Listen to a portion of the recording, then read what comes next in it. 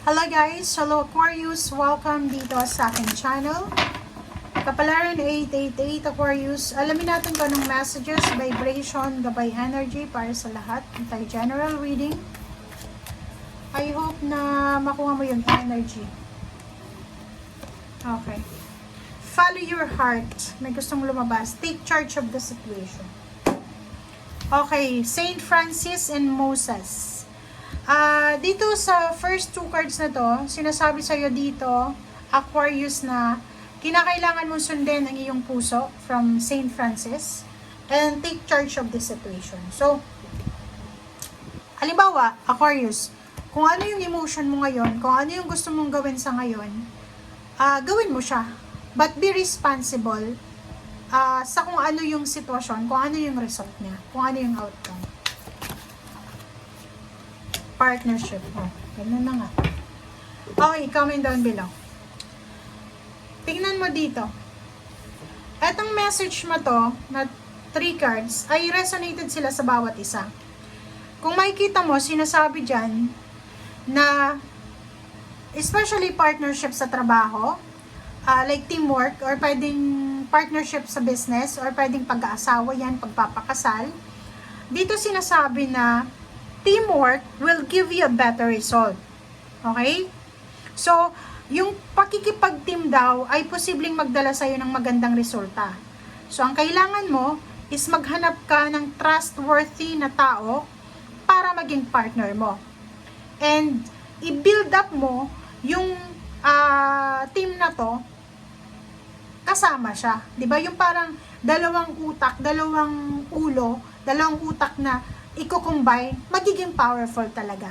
So, dito sinasabi na kung gusto mong magnegosyo, gusto mong makag-asawa, magpakasal, ano man ang gusto mo na pakikipag-team, pakikipag-partner, pakikipag-collaboration, sundin mo yung puso mo, sundin mo kung ano yung sinasabi ng puso mo. But, yun nga, be responsible sa effect nito, sa outcome nito, and as much as possible, yun, kung maaari, gawin mo kung ano yung gusto mo. Basta wala kang ibang sisisihin, kundi sarili mo lang sa mga result niyan. Okay? Okay.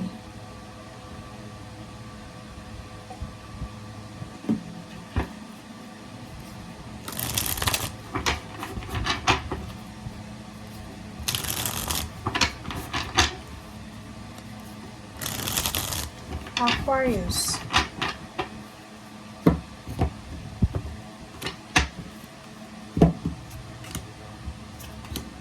Okay. Wow. Okay, Aquarius.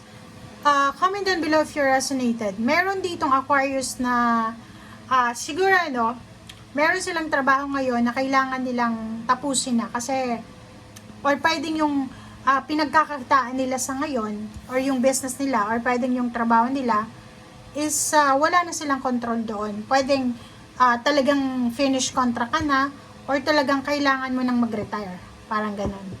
So, nakikita ko sa'yo dito, merong Aquarius na yung pinagkakakitaan nyo ay posibleng maputol siya.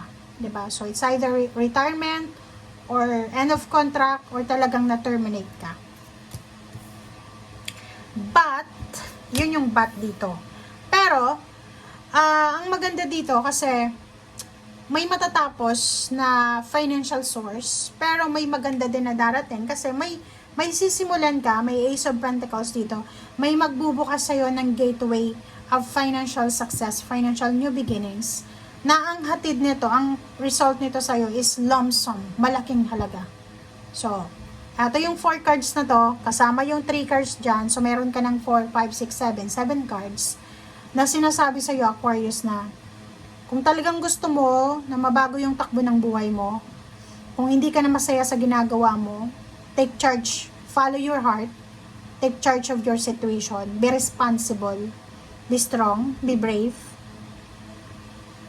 diba? Step up, find a job, diba? Maghanap ka.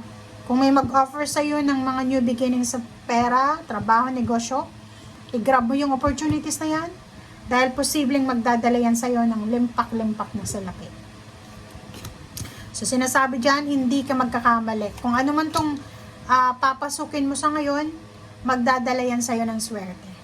And the Magician and Queen of Swords, ikaw yan. Sinasabi sa'yo dito, Aquarius, ikaw to na gusto mo na talaga, na parang sinasabi mo na matagal mong pinapangarap na magkaroon ng milagro sa buhay mo. Yung parang biglang gaganon lang, yung Magician na pagkagising mo sa umaga, iba na.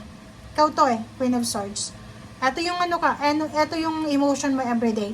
Na everyday na pinagpipray mo sana pagkagising ko sa umaga, milyonaryo na ako, milyonarya, parang nawala na yung problema ko sa pera, finances, or anything. Parang ganon. So, nakikita ko sure dito na sa mga susunod na araw, buwan na taon, posibleng yung milagro na minamanifest mo ay talagang mangyayari yan sa'yo. Kasi kung makikita mo dito yung prediction ng future mo, itong dalawang to is future to. Sa future, maraming mga like-minded individuals, mga tao na pare-pareho ng mindset nyo, pangarap nyo, ang makikilala mo. Pwedeng makikilala mo siya sa ibang lugar, or sa ibang bansa, or posibleng miraculously, di ba, milagro, na makakilala ka ng isang tao na pwedeng siya yung maging connection mo, maging mentor, or pwedeng relationship, pwedeng makakilala ka ng isang tao na siya yung magdadala sa'yo ng emotional happiness, siya pala yung future partner mo sa love and then money. So, hindi tayo sigurado dito. Okay? So, sinasabi dyan sa'yo kung ano man ang sitwasyon mo sa ngayon, hindi pa yan yung final mo. Okay? So, kung makikita mo dito, may 8 of Wands and Strength, sinasabi na anuman ang balita, anuman ang darating sa'yo, pagsubok man yan, struggle man yan, blessing man yan, anuman itong darating sa'yo, ihanda mo ang sarili mo, be brave, be courageous, be strong, okay? Have faith sa Panginoon, have faith sa sarili mo, okay? And 5 of Swords, ito yung 5 of Swords, maganda to, kasi sinasabi sa'yo, wag na wag kang susuko, okay? Yun yung last message sa'yo ng baraha, wag na wag kang susuko sa kahit anong hamon. Ang dala sa'yo dito ng 8 of Wands is mga messages siya. Information. Hindi lahat ng messages na darating sa atin, hindi lahat ng balita, papabor sa atin. Hindi lahat ng matatanggap nating message is magbibigay sa atin ng ngiti, ng saya. Minsan nakakainis, minsan nakakadismaya. But yun nga, sinasabi, maging malakas ka. Maging malakas ka, and wag na wag mong i-give up. Wag mong i-give up yung relationship mo, yung trabaho mo dahil sa relationship, or yung relationship sa trabaho. Parang ganun. Kailangan mo ng balance. Balance, take charge of the situation, follow your heart. Okay? Thank you guys. Bye!